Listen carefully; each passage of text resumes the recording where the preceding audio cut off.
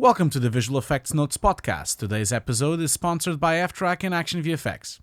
ftrack is an Academy Award-winning company specialized in project management, production tracking, and the creation of media review platforms for the creative industry. ftrack has recently released 2 new versions of its media review software. Check out ftrack Review for the new interface and even more accessible reviews. You can also try cineSync 5, the brand new version of cineSync, built from the ground up for the most secure, high-quality review sessions out there. You can try both products for free via the link on the description below. This episode is also sponsored by Action VFX. Action VFX is the best place to get high-quality stock footage. I've used Action VFX in game cinematics, short films, trailers, and commercials. They are the best stock footage I've ever come across. You can also use the promo code Hugo'sDesk for 10% off. Please visit actionvfx.com to learn more. And now on to the show.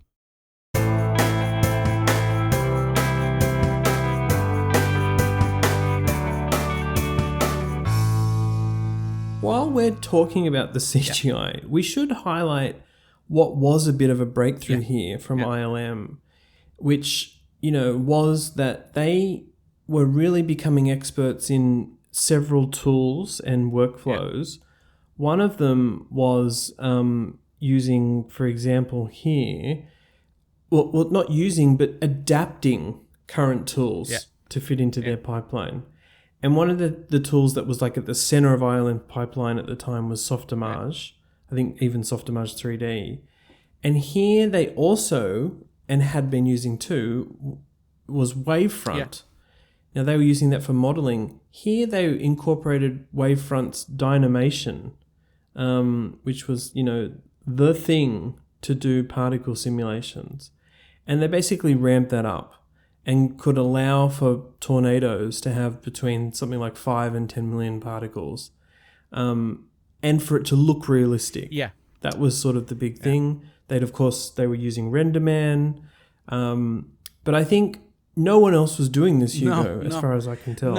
This is a first, really. Like this entire thing, the way even the pipeline, they developed this entire pipeline. ILM was already developing this pipeline, but the whole thing was, they had almost 300 shots. From those 300 shots, about 130 were tornado shots, and the rest was a lot of sky replacements, a lot of tweaking on clouds, which during the production they had like a crew filming before and after and during the production. They had a B unit, a second unit, constantly filming skies, and also technically trying to catch tornadoes. That was the idea. They were trying to film something. Unfortunately, they were very unlucky, never catched one on film. Although they were running around like crazy on these places trying to film one. But they did film a bunch of really cool skies, which are constantly used on the film. And in fact, the film is fascinating how not only it has a lot of visual effects, but also has extensive use of color correction, because they a lot of times are filming on pure daytime, and then they cut to a really dark sky, and then they cut back to the daytime, and all of this was seamless because they've color corrected it so much. And in fact, a lot of times when they're inside the vans, for example, they're looking to the sky, and then what we're seeing is one of the shots from the second unit, actually. So this entire thing is very unique, but very also common these days. They had two 2K plates, which was scanned in film. This was 35mm. As always, they scan it in 2K, and they had like a little extra on the sides and on the tops. So the plate was a bit bigger. They allowed them to crop in a bit if they needed, especially for shakiness, because although they were filming with a shaky camera, they tried to shake a bit less so they could track it. And then the CG itself was fascinating. It was rendered in 720p, which is absolutely nuts at the time. If you think about it, this is 96. We don't even have HD televisions in the broad market at this stage. DVD is only out just recently. We don't even have Blu-rays or HD, nothing. And they're rendering things at 720p, taking almost 2 hours per frame rendering stuff, which is still impressive. I think it's still quite fast, to be honest. This is really fascinating what they were doing. They were inventing compositing pipeline, like where they had the roto artist, the paint over, they had multiple layers, compositing them together with the scanned film, with the digital layers, having like particles coming from one software, painting over on another software, picking up from several different softwares to merge it all in compositing. This is kind of like the pioneering of what we now take for granted as a normal pipeline, a completely normal pipeline. I should mention I've been lucky enough to cover Twister a couple of times, talking to Stefen Fangmeier for one article. And then there is also a panel that I did for the View conference, which was a lot of fun. We'll talk about that in a minute, Hugo, but I wanted to mention in that first article I did a few years ago that Matt Whalen, one of the ILM artists, he specifically called out some cool software that he was using and ILM was using at the time. They were still using Matador for Roto, and it was an early show using ILM's iComp, which became CompTime. Now, at some point, some of those comp tools were just command line things and then got a GUI. I don't know exactly what was used on Twister this time, but it's not Nuke, and it wasn't After Effects. And it's not it Shake. was No, something it's else, not Shake. It's not Nuke. And it wasn't Flame. No. Not really. So, the stuff that they were able to achieve without the software that we know today is so incredible. It is, and you look at the shots. I watched the film several times for this show now, but I watched it on my projector as big as I could. There's no 4K plate. There's no 4K version of this film, and I don't think there will be because the film is not in 4K. But the film is quite grainy and quite soft, actually. And I think it's in purpose to make it more documentary style, more guerrilla style. So I think the Blu-ray is going to be the best we're ever going to get from this film. It's not 2K, but it's HD. But I watched it on the big projector, and yes, of course, no disrespect to the artists involved. There was 80 to 100 people involved on this project. Obviously, the rotoscoping, you can see a little bit of the edges, and you can see a little bit of the like certain edges, especially when Bill Paxton is looking to the sky, and then Philip Hoffman comes on his back, and then they replace the sky. You can kind of see the wobbliness of the roto a little bit on that shot. When the camera is coming down, when they are under the bridge, when the tornado is about to hit them, you can kind of see the roto edges everywhere. Obviously, this is mind-blowing that they even managed to roto it. That's the thing. These days, it's all quaint because we're kind of, this edge, we just use an erode or an edge extend or this or that. We just use the tools that now we know in Nuke and take for granted. But these people if they had to erode an edge, they would have to make a script to do that because that concept didn't exist. Like eroding an edge, what is an erode? No one knows what an erode is. They're like, I need to blur this edge. Let's write a command line to blur by 2 pixels on this area and then not blur on the luminance areas, but then blur on the darker areas. So they had to write complete scripts and complete tools just to do this because there was nothing out of the shelf. This is a time where nothing existed except inside these facilities. There was no software you could subscribe to do something, It's fascinating. Yeah, that's interesting because the other thing that I reflected on when I was looking into the film was the way some visual effects studios had to approach tasks was very much, of course, breaking down the script. Now, what I mean by that is, on Terminator 2, ILM was able to make lots of different levels of the T-1000, as in it was at different stages, and they just used different tools to do it. It's actually the same thing with the tornadoes. We eventually get to an F5, right? Or whatever it is. It's an F5 at the end. But actually, every tornado was effectively different here. And I suppose, Hugo, I guess I could ask you the question. If we were making a tornado film now, we'd probably do it in Houdini, but we generally follow a similar process for each one. Here, they really were doing the 4 or 5 different tornado scenarios in the film differently. And that's because they had to. Yeah. And I think that's a very 1990s kind of thing. It is. That not many people will realize was actually the only way they could do Well, it. there's a fascinating thing you just said there. By the way, I on your panel, it's such a funny thing where Bib is like saying, "Oh, I wish I had Houdini." Like he was like, he's like, "Houdini, yeah, I wish I had it." It was like it would have been so nice to go back in time with a machine with Houdini installed, and they could have done the particles there. But it's fascinating what you're saying, because this comes back to the filmmaking shops on the film. Obviously, tornadoes look like this, but they also don't look like this. It's like, what do I mean with this? It's the suggestion of what a tornado is, because no one really seen a tornado. I mean, no one is actually watching a tornado with their eyes without running for their lives. So people only have glimpses of what a tornado looks like, and they have an idea of what a tornado looks like. And the fascinating thing about this is that it was both from a technical point of view, because they had to invent as they were going along. And in fact, on the first tornado that goes through, destroys the barn, and then it goes through the bridge, that tornado was still made with waveforms tools. But then the final tornado was already kind of made with their own in-house tools. So they were kind of creating the tools as it tags along. And that's why the tornadoes all look different. But that really helped the storyline, because they had personality.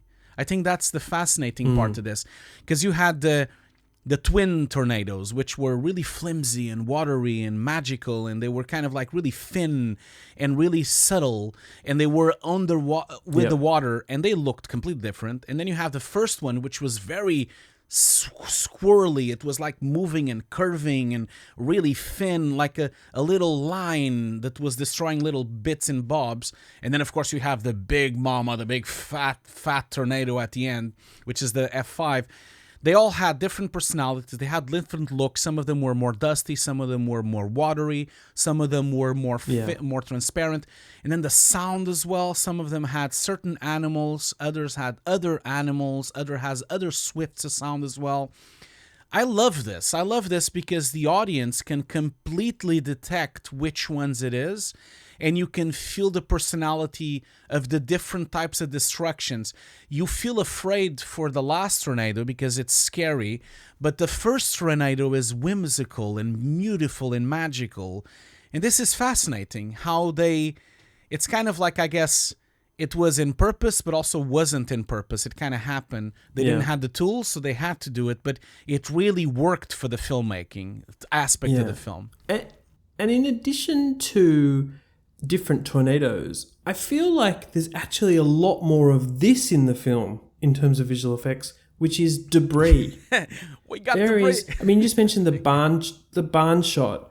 The barn shot, yes, it's a tornado shot, but the way that roof or the top of the silo or whatever it is comes off towards camera, it's just one of my favorite visual effects shots of all time, frankly. It's insane. And then there's other scenes where, of course, these tractor trailers and other things get lifted. I just think there's a lot more to this film than just tornadoes. Here's another example. I'm going to link this in the show notes, but Stu Masiewicz saw one of the articles I'd done to begin with, and he was a visual effects artist at ILM at the time, a really young artist, I believe. He must have been very young. Was given this crazy task of generating and doing the shots of when the car kind of goes through that house, is it? It's a house. And, that's very much a live action practical effect that was also done with computer graphics and compositing. Yeah. And, I mean, Stu breaks it down in this amazing post with a bunch of tweets that he did, where it was kind of frame by frame visual effects filmmaking. And again, ILM was just jumping on the tools that it knew it could trust and, giving artists individual tasks, and they were coming through. I mean, that house car through the house shot is incredible. Yeah, it's an amazing collaboration really going on there, because they've built the front of the house so they could, at least the truck goes through it. And then obviously when you cut, you are inside the house. There's this fascinating video on YouTube of Bill Paxton doing a tour of the house that they've built, the destructed house, because it's a set where they cross the house is, I think it's at 30-degree angle, the whole thing. John Frazier and his team did an amazing job there. And because then it cuts to a studio where the car is going through the entire house and goes through all the rooms, and then it comes out of the house again. Obviously, the house itself, when it was rotating in front of the truck, that's CG. And yeah, no, this film has everything. You were mentioning this house. The film has a cow. It has like a drive-in theater. It has trees. It has light poles. It has tractors. It has barns. It has tanker trucks. It's a big show. Like, this is insane. They've modeled all of this. They had to model. Let's not forget that most of these things had to be done from scratch because, first of all, there was no stock CG in the world, but also ILM was still just starting on CG, so it's not like they had a collection of assets they could just pill from other films, because perhaps they never did a tanker on another film, or perhaps they never did poles, or so they just had to make them from scratch, which is also fascinating. This idea of using assets like this, it is fascinating. And what you're just mentioning about doing it frame by frame is still today a method. When everything else fails, you still do everything by hand to this day, because sometimes you can't track it. Sometimes you can't make it work, except if you just go there with a brush and blur something.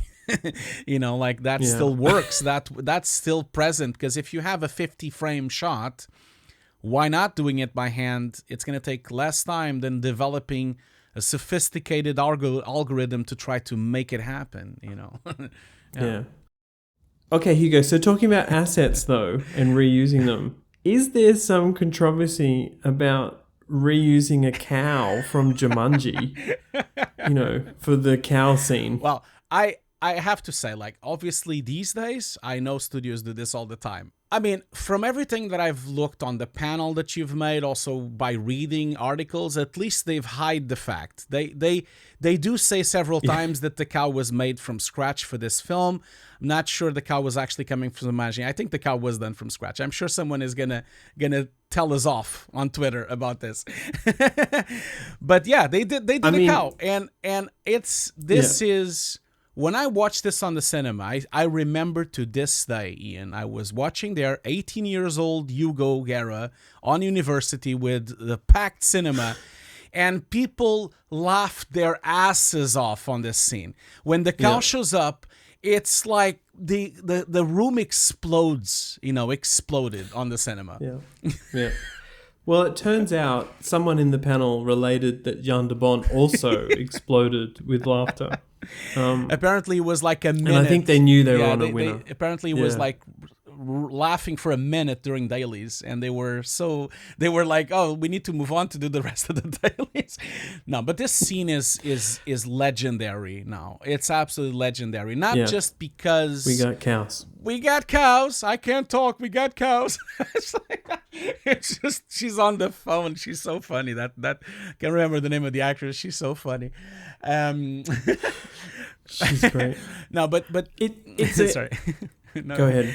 I was just gonna say that shot is super, super fun. But also let's take a moment to look at what's in display.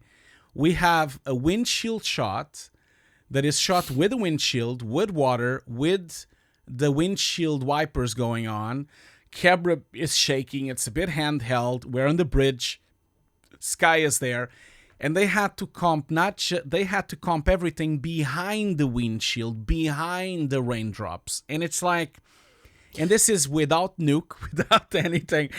This is insane. That shot is insanity, and it's really well made. Obviously, the shading of the cow doesn't stack up for today's shading, of course. It doesn't look as good as you could look with a creature these days because of the shadow technology and the types of lighting technology that we have now. But it still holds up. I think it holds up. It's a fantastic shot. And it's just funny. Yeah. It's just funny and memorable. In fact, that's something about this film, is that as a general experience, I just love the whole thing. But it also has some killer shots that I still remember so well. The barn shot. the cow shot. And the other one I want to talk about, Hugo, is the drive-in theater. Because I love that shot so much, and I'm going to get you to talk about it because I love that it's showing The Shining. I just think that is so cool. But I did go to a drive-in after this, and there's not many left in Australia. And I remember the weather not being that great. And I was like, oh my God, the wind could totally take this silver white screen away. But actually, ILM did such an awesome job on that, showing the ripping of the screen. Yeah. My favorite part of that shot is the fact that you don't see the twister until there's a little hint of lightning. And then, boom, it's there. And it's fucking huge. And it's huge. And it's just black. You just see black. You don't even know what's there. You just hear it. It's a really tense scene, really, really nice and tense scene. Also, it starts with like that scene starts off one of the best practical effect sequence I've ever seen in film. Like the entire scene inside that garage is just mind blowing. And John Frazier and his team did an amazing job with throwing cars with wires and throwing like it's just insane. Everything is flying around and it looks so dangerous because it is dangerous, I guess. But no, going back to the theater, the fascinating thing about this is the fact that obviously they had to get permission from Warner Bros. And obviously Kubrick being Kubrick, he always had control over everything. And of course they had to get permission for Kubrick to do this. This was still before he was dead. Like this was 95.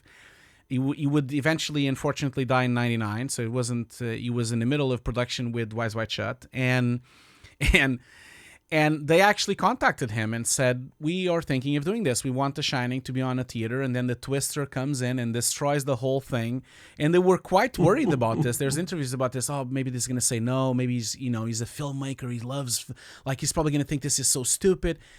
And it's so fascinating because Kubrick loved it. Kubrick was like, of course, yes, please use. Yeah. And it's meta. So fantastic that he said yes. It's so obviously this also comes back to the fact that Kubrick at this time, with his big friendship with Steven Spielberg, and also pre-production with AI, with artificial intelligence, he was really getting to the grips of visual effects.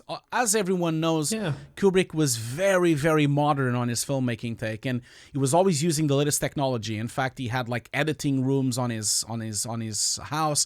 He had all the latest gadgets, all the latest computers, all the latest software, all the latest monitors. He was always a very big fan to try to have the latest stuff, like he did with 2001.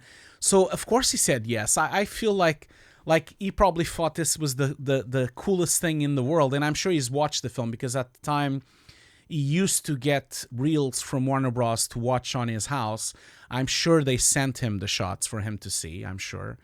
But it's a fascinating shot, not only because it has Kubrick, he said yes, it has his blessing, I guess. But also it's beautiful how they've managed to get a projection system going on a particle system, on a volumetric particle system, which is also unheard of. I don't think this was done before. And you have Jack Nicholson's face just getting projected, just as he says, here's Johnny, just as it all goes away. So he's like on the little dusty cloud.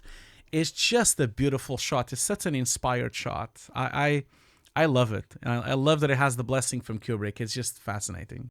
Yeah. It's so cool. There's almost too much to talk about as usual with this film, Hugo. We haven't talked a lot yet, really, about some individual stuff that the practical effects team did. And, again, ILM was the studio doing these big collaborations with practical effects. You can't ignore the stuff that was done in Jurassic. You can't ignore, later on, even on Perfect Storm, actually another film with John Frazier, where the CG was important, the digital effects were important, but so was practical water. Here, John Frazier was lifting tankers and dropping them. He was throwing ice at the milk actors. Milk ice, by the way. and They wind. had to put milk on the ice to make, because this is it's a funny story, because the ice of course looks transparent, but on film it looked a bit too subtle, so they had to put like little hints of milk inside the ice for it to look a bit whitish, like hail. The thing with the truck is fascinating, because they're lifting trucks, they're lifting tractors, they're lifting cars, they're all sending them all to... Obviously, they were not real trucks. They were made of aluminum, they were made of rubber, they were framed, they were removed, the motors were removed, obviously, because otherwise it wouldn't have been possible.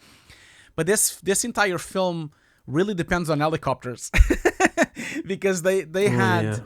Not only they dropped it from wires, they also had the helicopters filming all the time. There's also like a really famous helicopter shot that right at the beginning of the film, almost like a North by Northwest inspired shot. They go into the cornfields, and then you see the plane flying over, and then the helicopter goes really close to the truck where Bill Paxton is with his girlfriend, and they had to really remove the reflection of the helicopter. You still see the helicopter's reflection there, but you see less of it. There's a lot of this on the film. There's a lot of helicopter shots, which are beautiful vistas, really beautifully shot by the crew on. They had an helicopter for like a month, I believe, on the set, which is unheard of. But I know I'm going sidetracked on the conversation. But John Frazier here, man, they not only, let me put it this way. Normally you have wind machines, right? You have wind machines on set. John Frazier thought, let's get something else, didn't he? Instead of getting a wind machine. Well, he did get a jet engine, and it's funny, these things become lore, that the jet engine somehow resulted in the actors all becoming blind and getting eye infections and all that sort of thing. I don't think that actually happened. In fact, they toned it down at some point. But, it's one of the coolest behind-the-scenes type footage thing to see, is this jet engine, and also an ice crusher, as you mentioned, throwing milky ice. There was another story he told in this panel that we did where they had to truck in the ice, and they were in the wrong state. So they had to get ice trucks to come from another state and then run all night next to the motel, and keep everybody awake. And I mean, there was just so much going on with the practical effects. It was almost, I don't even know how John kind of managed it at the time, because he was the guy to go to, right? This kind of stuff, in terms of special effects. He was one of, and still is, I suppose, the guy. But this film, just huge. And then, Hugo, I cannot not mention another thing that John shared with me, which I'm not sure that he was responsible for it, but he kind of mentioned it to me, which is the sunflowers. Yeah. Do you remember sharing that story in the panel? I remember that, yeah. I'll just relate it a little bit. Basically, I think at some point they realized they did need these sunflowers for one of the final shots of Helen Hunt and Bill Paxton running along. And the greensman, who's responsible for that sort of thing, greenery in the film, said to John, he was in big trouble. They needed this whole field of sunflowers. And John was like, well, you've got to just put the sunflowers out there. And he was so worried that they wouldn't grow, right? And then apparently what happened was, one morning the greensman jumped up and came over to John and said, it's a miracle, there's sunflowers everywhere. And what had happened was John and his team had painted the sunflowers. I'm sure some had grown as well. But I just thought that was such a cool story. And I'd love to know that it's real, because I really want to go and scan the film now and see if it was real or not. Yeah. No, this practical thing is insane. They have whenever they are filming the truck moving, they have another two trucks, one pulling water, the other one pulling debris. Obviously, not all the debris is real. A lot of people think it's all shot in camera. It's not.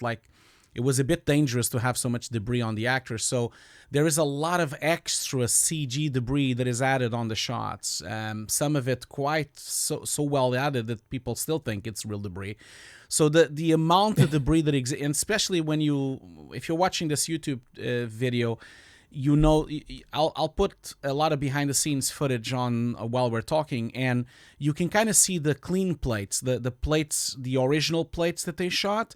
You see that the amount of debris on them is not that much. Like, you just have some stuff flying around, especially on the barn. You just see some stuff flying from the wind machines. ILM had to have a lot more because it was too dangerous for the actors to have so much debris going around. But it is a perfect merging of the two things, because what John Fraser team did on set not only helped make it even more realistic because it had real stuff mixed with CG stuff, but also it gave the CG artists an amazing reference.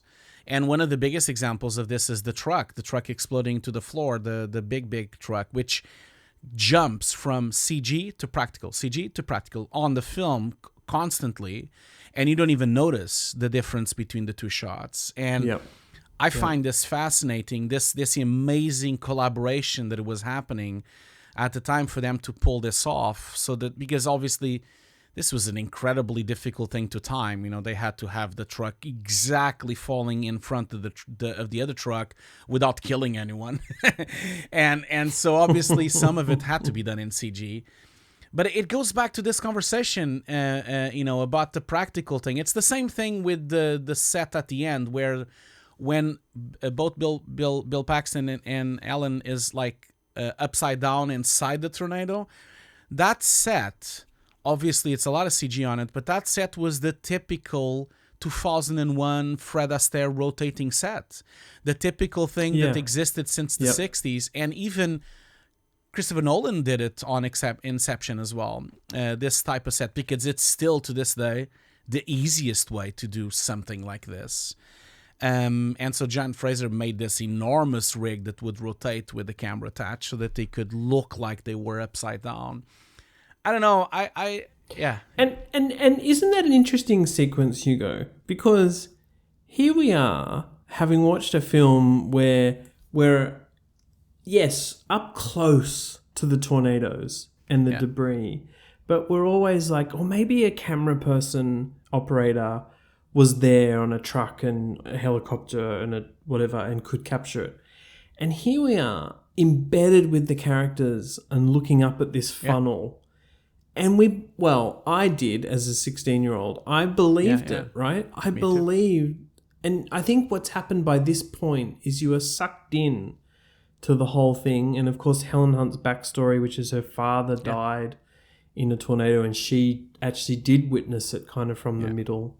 I just think, again, it's this power of visual effects filmmaking, like the sound, and we've talked about how the story isn't maybe as compelling as we want it to be. But in that moment, I just feel like it really sucked me in, and I didn't mean to say sucked me in, but it really does. No, I feel like you're absolutely nailed that. Yes, absolutely nailed that. The film, by this time, you'll believe anything that is on the screen because it's so...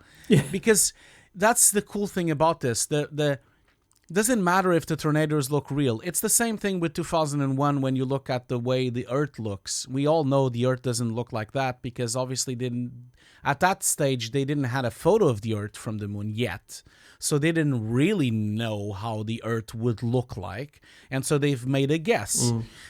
And the guess is kind of okay, but it's a bit hit and miss. It's a bit too blue and it's a bit too much cloudy.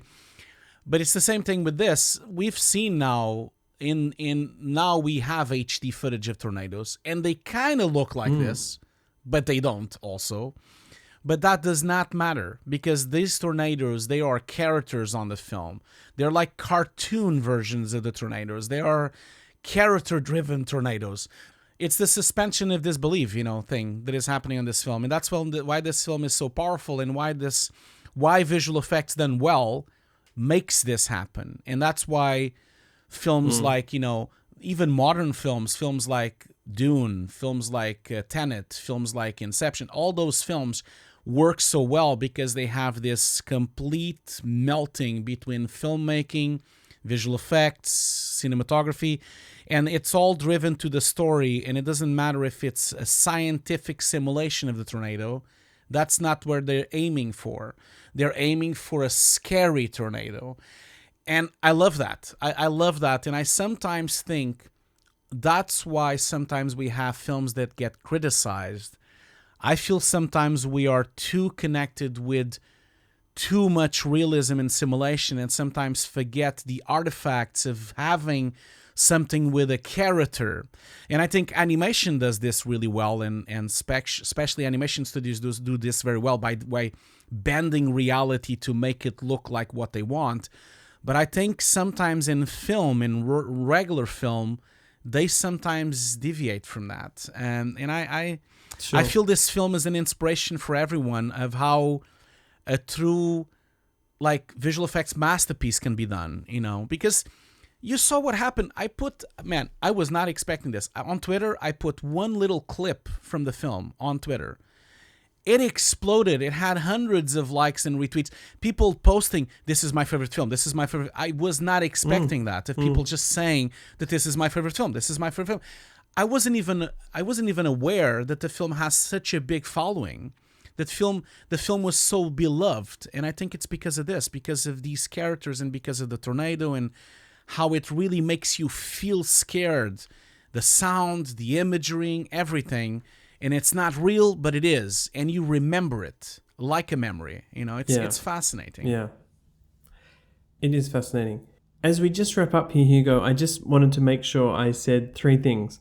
One is Twister is my favorite film of the 90s on a hang on its speed. You know what the funny thing is? We're probably never gonna do speed on this podcast.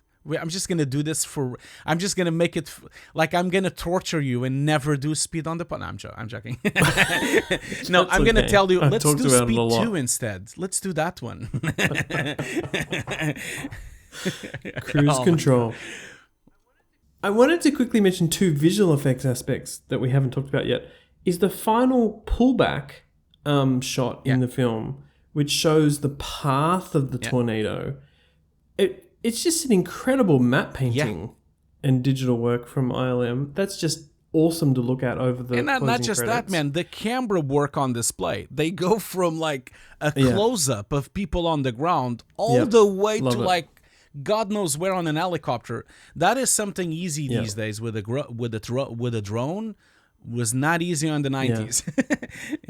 Yeah, It was a bit of a theme of pullback shots in the 90s, though, and I felt like maybe it was a bit of a show-off thing, but I still love it. And it's a beautiful thing with the path of the tornado. Yeah, it is a beautiful matte painting. Yeah.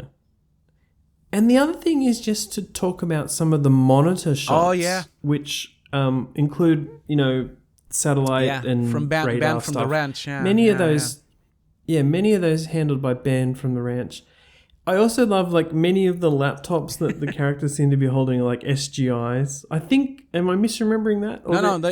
I'm sure SGI sponsored. Yeah, so placement. I'm glad you've mentioned this because I had this on my notes. So Celtx Graphics personally loaned $3 million on computers for this film. They loaned the computers to have on the buses and on the trucks. Now, there isn't any CGI. It doesn't exist, a Celtx graphic laptop. That does not exist. So they've made one up, which is really funny. Yeah. It's connected to a Celtx graphic indie to display the graphics. And the funny thing, I don't know if you noticed this, of course you noticed, but I don't know if people noticed this little detail. The crew of Ellen and Hunt's team, they have some fake Celtx graphics, which they have stickers saying Celtx graphics glued to the laptop because they couldn't afford real Celtx graphics. But then the other team, the team that is corporate sponsored, they have the real Celtx graphic laptops. So they have the real logos on the laptops. It's a beautiful little touch that they've put in.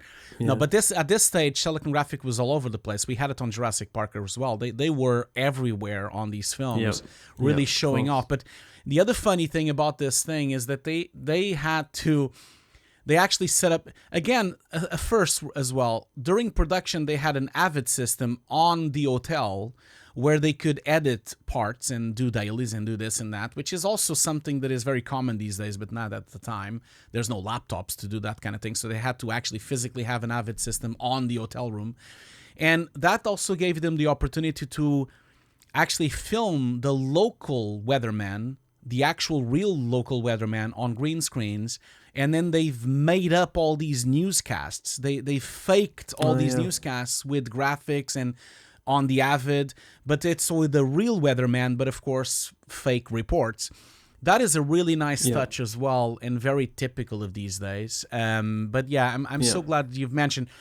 One last thing I wanted to mention is that another first on this as well is the way that they've displayed the videos on the monitors. Because as everyone knows, if you're a cinematographer or a filmmaker, if you try to film a monitor, monitors are at 60 hertz. And so you would get a flicker, a horrible flicker, depending on what shutter speed you have on your camera. What they did here was really smart. They were playing back all these monitors, the computer monitors, on 24 frames per second, and it was all playback. So the actors had to pretend that they were clicking on the mouse, and they had to pretend that they were moving and clicking. It was all synchronized because it was just playback. It wasn't real interfaces. I love it. I'm obsessed with playback, especially back then when it was all like CRT stuff and whatever else. Yeah. What's your third thing? You had a third thing you wanted to say. No, the first thing was favorite 90s movie, but not really. The second thing was the matte painting, and the third was the Band from the Ranch. The Band from the Ranch, yeah, which is probably the best visual effects name of a company ever made, probably. I have one last little thing that I wanted to say, also the legacy of this film, not just, of course, the legacy of Perfect Storm and everything that came after it, but there's another thing that also really is ingrained in me when I was a kid. You know, I think I got this DVD when I was 20, like about 1 year or 2 years after. And this film also paved the way to this type of special edition, you know, like because, and then the DVD came out, which was one of the first DVDs ever to be certified by THX. So it was a DTS 5 surround system DVD release with a, sorry, pardon my French, a shit ton of extras, audio commentary with the visual effects supervisor, again, very rare. We just did the Eternals thing where we also have the VFX supervisor. Steph is on the commentary. In this case, another Steph, is also on the audio commentary with the director. And this film really marked and paved the way to what we now take for granted as a DVD special edition. You know, it's really fascinating. Even that became legendary with this film in most films from ILM. Again, because they were so open to talk about it, so it's all there. It's all on the extras. It's an amazing resource, and you know you can get the DVD for like £2 on eBay, or even the Blu-ray for like £5, you know, on Amazon. It's fascinating first account of this project being made, you know, especially that audio commentary, it's a fascinating commentary, goes really in deep, and I really advise everyone to go and listen to it, you know. Absolutely. I feel like I'm going to go and rewatch it again, even though I did that all for the other things, Hugo. Well, brilliant. It's such a fun film to talk about. So much to say. I'll make sure to include some great show notes. A quick shout out actually to that panel that I did do. That was Stefen Fangmeier, Habib Zagapur, John Frazier, and Henry Lebunta, who was at ILM at the time as well with Habib and Stefan. The other thing, Hugo, is that I don't think there's been another great tornado film since. I'm not going to go into that in much detail, but it's funny, isn't it, knowing what we can do now with particles and simulations. I'm not sure that there's been something that's come close to Twister. And that just shows how good Twister is, really. And could you imagine with the technology of today, and also like, you could have done some of it practical. You could have done, you know, some shots could be practical, some shots could be full CG, and even some shots can even be done on a stage, on a volume, you know, some of it. And it's, now is the time to do it. Now is the time to do Twister 2. You know, Twister 2. It's, it's a sad realization that Bill Paxton was trying to do Twister 2, and Ellen Hunt was also trying to put it off the ground. But now, I don't know, man. Since he's passed away, I'm not entirely sure it's going to happen, which is a shame. I don't really feel like we could have a second one without him, unless they decide to do a digital version of Bill Paxton and kill him off on the film or something. That could happen, but I guess maybe not a sequel. Maybe someone should just pick up and do one, isn't it? Like an actual film, like not a reboot, but just a film about this. Because now we have the technology. I think there's been a couple, like Into the Storm. Yeah, but they're not as good. Not as good.